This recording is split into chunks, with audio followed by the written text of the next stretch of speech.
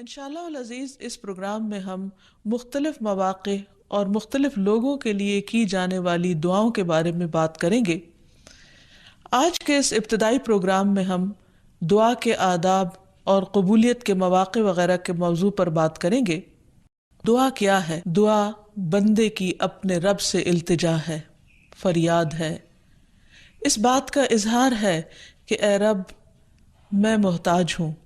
میں فقیر ہوں اور تو داتا ہے، تو دینے والا ہے، سارے خزانوں کی کنجیاں تیرے ہاتھ میں ہے، تیرا دروازہ دن رات کھلا رہتا ہے، تو سب کی سنتا ہے، ہر وقت سنتا ہے، تو دل ہی دل میں پکارے جانے والی دعائیں بھی سنتا ہے اور زور سے بولی جانے والی بھی۔ دعا انسان کی تمناؤں کے لب پر آنے کا نام ہے، جیسے علامہ اقبال نے بہت خوبصورتی سے کہا تھا کہ لب پہ آتی ہے دعا بن کے تمنا میری، کہ میری تمنائیں، میری آرزوئیں، میرے اندر کی خواہشات اور میری ضروریات، ان سب کو پورا کرنے کے لیے اے رب میری کوششیں کافی نہیں، ان کی تکمیل کے لیے میں تیرے سامنے ہاتھ پھیلاتا ہوں اور میں تجھ سے ہی دعا کرتا ہوں۔ حضرت زکریا علیہ السلام نے بہت خشوع کے ساتھ اور بہت یقین کے ساتھ اپنے رب سے کہا تھا کہ وَلَمْ أَكُمْ بِدُعَائِكَ رَبِّ شَقِيًّا، کہ تجھ سے دعا مانگ کر اے رب میں کبھی بدبخت رہا ہی نہیں، نامراد رہا ہی نہیں، یعنی تو ضرور سنتا ہے، تو میری بھی سنے گا۔ اسی وجہ سے ہم دیکھتے ہیں کہ وہ ایک طویل عرصے تک اولاد کی محرومی کے باوجود کبھی مایوس نہیں ہوئے، اپنے رب کو پکارتے رہے، مانگتے رہے، حتیٰ کہ ان کی دعا سن لی گئی۔ کیونکہ دعا کی قبولیت میں یہ بات ہمیشہ یاد رہے کہ اللہ سبحانہ وتعالی اپنی خاص حکمت کے تحت یہ جانتا ہے کہ کس بندے کو کب کیا چیز عطا کی جانی چاہیے۔ تو آئیے ابتدا میں ہم دیکھتے ہیں کہ دعا مانگتے کیسے ہیں، دعا کا ادب کیا ہے، سلیقہ کیا ہے، کیونکہ یہ ایک انتہائی کمزور اور عاجز انسان کے الفاظ اس کے عظیم رب کی بارگاہ میں اٹھتے ہیں، تو پھر یہ کیسے ہونے چاہیے تاکہ دعائیں قبول ہو جائیں۔ تو اس سلسلے میں سب سے پہلی بات تو یہ ہے کہ انسان کو دعا مانگتے وقت پوری توجہ اور پورے خشوع اور خضوع کا مظاہرہ کرنا چاہیے، کیونکہ اللہ سبحانہ تعالیٰ غافل دل کی دعا نہیں سنتا۔ دعا مانگنے کے ادب میں سب سے پہلا ادب، سلیقہ اور کرینہ یہ ہے کہ انسان پورے اخلاص کے ساتھ، پوری توجہ کے ساتھ، شوق اور محبت کے ساتھ اپنے رب سے مانگے، پورے یقین کے ساتھ کہ اس کا رب اس کی دعا ضرور سنے گا۔ قرآن مجید میں اللہ تعالیٰ فرماتے ہیں وَادْعُوهُ مُخْلِصِينَ لَهُ الدِّينَ، اس سے دعا کرو دین کو اسی کے لیے خالص کرتے ہوئے، یعنی صرف اللہ سے مانگو، کسی اور سے نہیں، کیونکہ سب کو دینے والا دراصل وہی ہے۔ انبیاء ہوں یا اولیاء کرام ہوں یا بزرگان دین ہوں، سب کے سب اسی کے آگے سجدہ ریز ہوتے ہیں اور اسی کو پکارتے ہیں۔ نبی صلی اللہ علیہ وسلم صبح سے شام تک ہر موقع پر اپنے رب کو پکارا کرتے تھے، اور وہ تمام دعائیں احادیث کی کتابوں میں ہمیں صحیح سند کے ساتھ ملتی ہیں کہ کس طرح آپ صلی اللہ علیہ وسلم صبح بستر سے اٹھتے وقت اپنے رب کو پکارتے، پھر نماز میں کون کون سی دعائیں مانگتے، پھر اسی طرح کھانا کھانے سے پہلے، کھانا کھانے کے بعد، یہاں تک کہ اگر چھینک آئے تو اس وقت کیا پڑھا جائے، اور اسی طرح رات کو سوتے وقت، اور بے شمار مواقع کی دعائیں، اور اس کے علاوہ بھی نبی صلی اللہ علیہ وسلم کی دعائیں بہت ہی خوبصورت انداز میں مختلف کتابوں میں ہمیں ملتی ہیں، جس سے ہمیں دعا مانگنے کا سلیقہ اور ادب پتہ چلتا ہے، کیونکہ نبی صلی اللہ علیہ وسلم اللہ کے محبوب تھے، اور کس طرح اللہ کے محبوب نے اپنی عاجزی اور انکساری کا اظہار اپنے رب کے حضور کیا ہے، وہ ہمارے لیے ایک بہترین نمونہ ہے۔ پھر دعا مانگنے کے ادب میں ایک اہم ترین ادب یہ ہے کہ انسان توجہ سے مانگے۔ حدیث میں آتا ہے کہ اللہ سبحانہ وتعالیٰ غافل دل کی دعا نہیں سنتا، یعنی انسان جب مانگے تو واقعی اس کو یہ معلوم ہو کہ وہ کیا مانگ رہا ہے، اور پھر تضرع اور عاجزی کے ساتھ بار بار اصرار کر کے مانگے. یہ نہ کہے کہ اے رب تو چاہے تو دے دے اور تو نہیں چاہتا تو نہ دے، نہیں، بلکہ پورے یقین کے ساتھ اپنے رب سے مانگے. اور اس بات کا بھی پورا یقین ہونا چاہیے کہ رب دعا سنتا ہے، کیونکہ وہ دیتا ہے. رب نہ سوتا ہے، نہ اس کو اونگ آتی ہے، نہ اس کو نیند آتی ہے، اور اس کو دینے کے لیے کسی سے مشورے کی بھی ضرورت نہیں ہوتی.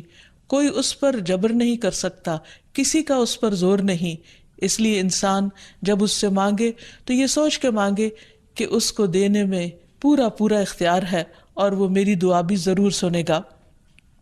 پھر اسی طرح انسان اپنی عاجزی اور مسکنت کا اظہار کرے. مانگتے وقت انسان اپنے اندر کو بالکل تکبر سے خالی کر لے اور یہ سمجھے کہ میں ایک انتہائی حقیر چیز ہوں اور میرا رب عظیم خالق ہے، پوری کائنات کا مالک ہے، اور میں اسی کے آگے ہاتھ پھیلا رہا ہوں جو میرے اٹھے ہوئے ہاتھوں کو کبھی خالی نہیں لوٹائے گا، اور اس کو دینے سے محبت ہے. وہ دے کر خوش ہوتا ہے اور دعا کرنے والے سے محبت رکھتا ہے، اور جو دعا نہیں کرتا اللہ تعالیٰ اس سے ناراض ہوتا ہے. اللہ سبحانہ و تعالیٰ قرآن مجید میں خود فرماتے ہیں وَقَالَ رَبُّكُمُ ادْعُونِي أَسْتَجِبْ لَكُمْ. تمہارا رب کہتا ہے مجھ سے دعا مانگو، ادعونی استجب لکم، میں تمہاری دعائیں قبول کروں گا. اس لیے رب کے وعدے پر یقین کرتے ہوئے ہمیں دعا کرتے رہنا چاہیے. پھر اسی طرح یہ ہے کہ دعا میں عاجزی اور انکساری کے ساتھ ساتھ گریہ وزاری بھی ہونی چاہیے، جس طرح نبی صلی اللہ علیہ وسلم بدر کے موقع پر اللہ سبحانہ و تعالیٰ کے حضور آہوزاری کے ساتھ دعائیں کر رہے تھے. اس سلسلے میں روایت میں آتا ہے کہ نبی صلی اللہ علیہ وسلم قبلہ رخ ہو کر گڑ گڑا کے دعا کر رہے تھے کہ اے اللہ میرے لیے اپنے کیے ہوئے وعدے کو پورا فرما، اے اللہ اپنے وعدے کے مطابق عطا فرما، اے اللہ اگر اہل اسلام کی یہ جماعت ہلاک ہو گئی تو زمین پر تیری عبادت نہ کی جائے گی. اور پھر اس قدر عاجزی و زاری تھی کہ حضرت ابوبکر صدیق رضی اللہ تعالیٰ عنہ نے جب آپ کو دیکھا تو پیچھے سے آ کر آپ سے چمٹ گئے اور کہنے لگے کہ اے اللہ کے نبی اب بہت کافی ہو چکا، آپ نے اپنے رب سے بہت کچھ مانگ لیا، اللہ تعالیٰ آپ سے کیے ہوئے وعدے کو ضرور پورا کرے گا. پھر اسی طرح یہ ہے کہ انسان دعا میں تکرار کرے. یہ نہ ہو کہ ایک بار مانگے، دو بار مانگے اور اس کے بعد تھک کر بیٹھ جائے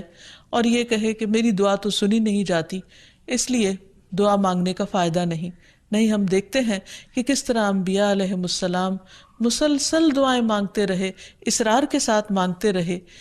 اس سلسلے میں ہمیں رسول اللہ صلی اللہ علیہ وسلم کی ایک حدیث سے بھی پتہ چلتا ہے کہ جب اصرار کے ساتھ اور تکرار کے ساتھ انسان دعا کرتا ہے تو اس کا کیا فائدہ ہوتا ہے. آپ صلی اللہ علیہ وسلم نے فرمایا جس شخص نے 3 مرتبہ اللہ تعالیٰ سے جنت مانگی، جنت اس کے لیے دعا کرنے لگتی ہے کہ اے اللہ اسے جنت میں داخل کر دے. اور جو شخص 3 مرتبہ دوزخ سے پناہ مانگے تو دوزخ اس کے لیے دعا کرنے لگتی ہے کہ یا رب اس شخص کو دوزخ سے پناہ دے. پھر اسی طرح یہ ہے کہ انسان کو چاہیے کہ انسان مانگنے کے انداز میں ہاتھ اٹھا کر اللہ تعالیٰ سے مانگے، کیونکہ اللہ سبحانہ و تعالیٰ بہت حیا والا ہے، بہت کرم فرمانے والا ہے. اس کو اس بات سے شرم آتی ہے کہ اس کا کوئی بندہ اس کے آگے ہاتھ پھیلائے اور پھر اللہ تعالیٰ ان ہاتھوں کو خالی لوٹا دے. وہ سب سے بڑا بادشاہ ہے، حقیقی بادشاہ، مالک کائنات، سارے خزانوں کا مالک. وہ کبھی بھی اپنے بندے کو خالی ہاتھ نہیں لوٹاتا. ہاں یہ ضرور ہے کہ کبھی وہ انسان کو فوراً مل جاتا ہے جو انسان اپنے لیے طلب کرتا ہے، اور کبھی ایسا ہوتا ہے کہ اس سے بہتر کچھ اور عطا کر دیا جاتا ہے، یا اس سے کوئی آنے والی مصیبت ٹال دی جاتی ہے، یا پھر آخرت میں اس کے لیے اس دعا کے اجر کو ذخیرہ کر دیا جاتا ہے، جسے دیکھ کر انسان تمنا کرے گا کہ کاش دنیا میں اس کو اپنی دعاؤں کے صلے میں کچھ بھی نہ ملا ہوتا. پھر اسی طرح یہ ہے کہ دعا کرتے وقت انسان کو حمد و ثنا کے ساتھ آغاز کرنا چاہیے، یعنی اللہ سبحانہ تعالیٰ کی تعریف کرنی چاہیے، نبی صلی اللہ علیہ وسلم پر درود شریف پڑھنا چاہیے، اور اس کے بعد اپنی عرض رکھنی چاہیے. تو جس دعا کے آگے پیچھے درود شریف پڑھ لیا جائے وہ دعا بھی قبول ہوتی ہے. فضالہ بن عبید رضی اللہ عنہ سے روایت ہے کہ ایک مرتبہ رسول اکرم صلی اللہ علیہ وسلم تشریف فرما تھے. ایک شخص آیا اور اس نے نماز پڑھی، پھر کہنے لگا اے اللہ مجھے بخش دے اور مجھ پر رحم کر، تو رسول اللہ صلی اللہ علیہ وسلم نے فرمایا اے نمازی تو نے جلدی کی، جب نماز پڑھ چکو تو بیٹھے رہو، اللہ کی اس طرح حمد و ثنا بیان کرو جیسا کہ اس کا حق ہے، پھر مجھ پر درود بھیجو، پھر اس سے دعا کرو، یعنی یہ دعا مانگنے کا ادب اور سلیقہ ہے۔ پھر اسی طرح یہ ہے کہ انسان کی دعاؤں کی قبولیت میں بعض اوقات اس کے گناہ حائل ہوتے ہیں، اور جب انسان استغفار کرتا ہے، توبہ کرتا ہے تو دروازے کھل جاتے ہیں۔ اسی لیے انسان جب دعا کرے تو اس کے ساتھ ساتھ اپنے رب سے توبہ اور استغفار کرے۔ پھر اسی طرح دعا کرنے کے ادب میں سے ایک چیز یہ بھی ہے کہ انسان جب دعا کرنا شروع کرے تو سب سے پہلے اپنے لیے دعا کرے، پھر اپنے قریبی لوگوں کے لیے دعا کرے، اور پھر تمام لوگوں کے لیے دعا کرے۔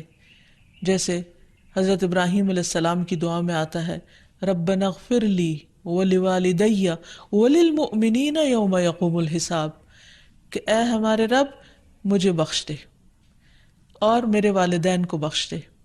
اور تمام مومنوں کو بخش دے جس دن حساب کتاب قائم ہو۔ پھر اسی طرح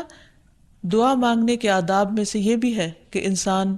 جامع الفاظ کے ساتھ، بہترین الفاظ کے ساتھ دعا مانگے،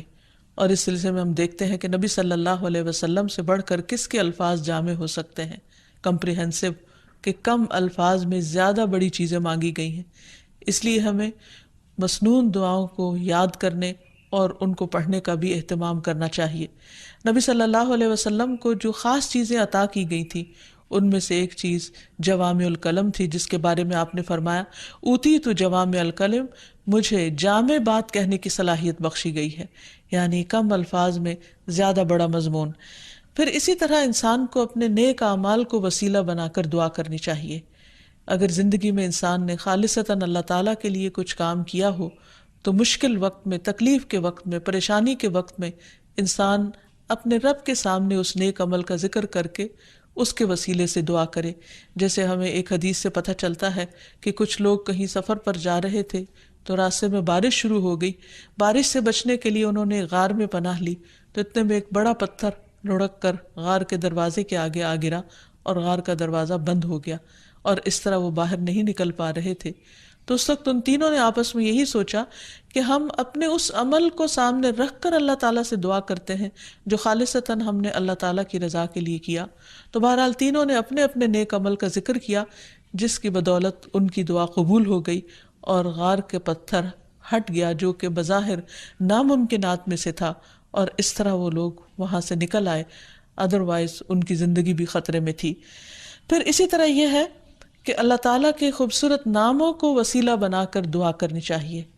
قرآن مجید میں آتا ہے وَلِلَّهِ الْأَسْمَاءُ الْحُسْنَى فَادْعُوهُ بِهَا، اور اللہ کے لیے ہیں اچھے اچھے نام، بس اسے پکارو ان ناموں کے ذریعے، یعنی ان کے وسیلے سے۔ تو اللہ سبحانہ وتعالیٰ کے نام مختلف دعاؤں کے آخر میں بھی آتے ہیں، اور اس کے علاوہ اللہ تعالیٰ کے ان سارے ناموں کو پڑھ کر بھی دعا کی جا سکتی ہے، یا پھر کسی خاص نام کے ساتھ بھی اس کو پکارا جا سکتا ہے۔ جیسے عموماً ہم یا اللہ تو کہتے ہی ہیں، یا پھر یا رب، یا رحمان، یا رحیم، یا کریم، یا ذی الجلال والاکرام، یا حی یا قیوم برحمتک استغیث۔ ان اچھے اچھے ناموں کے ساتھ اللہ تعالیٰ کو بار بار پکار کر دعا کرنے سے دعا قبول ہوتی ہے۔ پھر اسی طرح اگر کوئی شخص باوضو دعا کرتا ہے تو اس کی دعا بھی قبول ہوتی ہے۔ اس سلسلے میں ہم دیکھتے ہیں ابو عامر رضی اللہ عنہ جب شہید ہوئے تو ابو موسیٰ اشعری رضی اللہ عنہ نے آ کر نبی صلی اللہ علیہ وسلم کو اس کی خبر دی اور کہا کہ ابو عامر نے کہا تھا کہ آپ صلی اللہ علیہ وسلم سے کہنا کہ میرے لیے استغفار کریں۔ آپ نے پانی طلب فرمایا، وضو کیا، پھر ہاتھ اٹھا کر دعا کی، اے اللہ عبید ابو عامر کی مغفرت فرما۔ پھر اسی طرح دعا کی قبولیت کے آداب میں سے ایک ادب یہ بھی ہے کہ انسان حلال رزق کا اہتمام کرے۔ نبی اکرم صلی اللہ علیہ وسلم نے ایک شخص کا ذکر کیا کہ وہ طویل سفر کرتا ہے، پریشان حال ہے، اور خاک آلود ہے اس کے بال اور اس کا لباس، اور وہ بہت تھکا ہوا ہے، اور اپنے ہاتھ آسمان کی طرف اٹھا کر کہتا ہے یا رب یا رب، لیکن اس کی دعا کہاں سے قبول کی جائے؟ اس کا کھانا بھی حرام کا، اس کا پہننا بھی حرام کا، اور وہ حرام پر ہی پرورش پایا تو اس کی دعا کہاں سے قبول ہو۔ تو اس سے یہ پتہ چلتا ہے کہ انسان اگر یہ چاہتا ہے کہ اس کی دعائیں قبول ہوں تو وہ اپنے کھانے پینے اور اپنے لباس اور اپنی زندگی میں بھرپور طریقے سے حلال کا اہتمام کرے۔ پھر اسی طرح یہ ہے کہ دعا میں تصنع اور تکلف سے پرہیز کرنا چاہیے۔ اس سلسلے میں ایک حدیث میں آتا ہے، ابن عباس فرماتے ہیں کہ دعا میں قافیہ بندی سے پرہیز کرتے رہنا، کیونکہ میں نے رسول اللہ صلی اللہ علیہ وسلم اور آپ کے صحابہ کو دیکھا ہے کہ وہ ہمیشہ اس سے اجتناب کرتے تھے، یعنی اس سے بچا کرتے تھے۔ پھر اسی طرح دعا میں مبالغے سے بھی پرہیز کرنا چاہیے۔ نبی صلی اللہ علیہ وسلم نے فرمایا، ان قریب اس امت میں ایسے لوگ آئیں گے جو طہارت اور دعا میں مبالغہ کریں گے، یعنی حد سے زیادہ لمبی دعائیں کریں گے، کیونکہ دعا اس وقت تک انسان کو کرنی چاہیے جب تک اس کا خشوع و خضوع قائم رہے اور واقعی وہ اللہ سے دعا کر رہا ہو۔ لیکن صرف لمبی دعا اس لیے کہ شاید بہت زیادہ لمبی دعا کرنے سے زیادہ قبولیت ہوگی، تو اصل چیز کوالٹی ہے۔ بعض اوقات انسان صرف ایک جملہ بولتا ہے لیکن اتنے درد کے ساتھ، اتنے احساس کے ساتھ، اتنی شدت کے ساتھ کہ وہی کافی ہو جاتا ہے۔ جیسے یونس علیہ السلام نے مچھلی کے پیٹ میں پکارا تھا، لا الہ الا انت سبحانک انی کنت من الظالمین، کہ لا الہ الا انت، نہیں کوئی الہ مگر تو ہی، سبحانک تو پاک ہے، انی کنت من الظالمین بے شک میں ظالموں میں سے ہوں، میں گناہ گاروں میں سے ہوں۔ تو ان کی دعا فوراً سن لی گئی، قبول کر لی گئی۔ پھر اسی طرح کچھ اوقات اور مقامات ایسے ہیں کہ جہاں انسان کی دعا قبول ہوتی ہے، مثلاً رات کے آخری حصے میں دعائیں بہت قبول ہوتی ہیں۔